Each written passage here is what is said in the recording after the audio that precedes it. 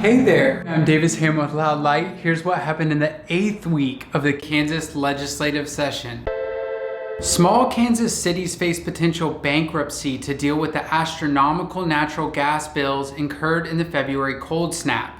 A bill to create $100 million in low-interest energy loans to cities was passed at remarkable speed and bipartisanship, going from a committee hearing Wednesday morning to being signed into law by the governor that night. The new bill gave newly appointed State Treasurer Lynn Rogers 2 weeks to implement the program, but the former ag banker had the relief program rolled out within 24 hours. The loans will allow cities to spread the cost of utility surges out over several years.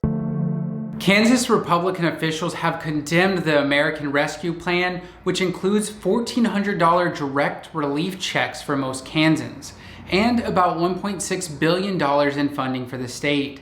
As Senator Moran, Senator Marshall, and every Republican in Congress voted against it, the Republican supermajority in the Kansas Statehouse is relying on the passage of the emergency aid in hopes that it will cover the cost of several of their proposals, including a $500 million tax cut that already passed the Senate.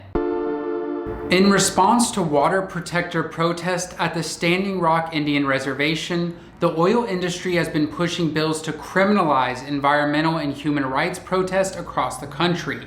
On Monday, the Senate passed one such bill introduced by the American fuel and petrochemical manufacturers. It would make basic acts of vandalism like graffiti a severe felony crime if committed on property owned by oil or chemical manufacturers.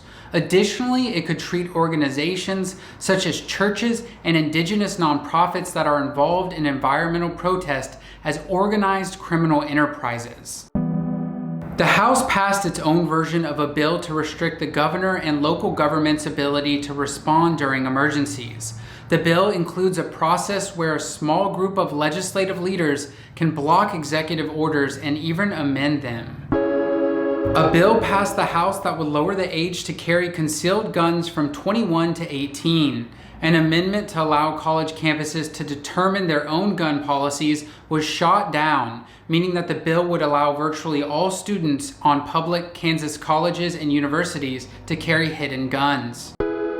Governor Kelly announced the Department of Labor is training 500 new call representatives to double their unemployment customer service staff and has rolled out extended service hours.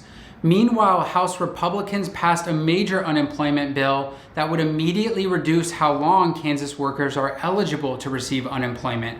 The Department of Labor is already in the process of upgrading their 40-year-old unemployment system, but the bill adds a variety of detailed requirements for the new system and establishes a 13-member committee to oversee the modernization project.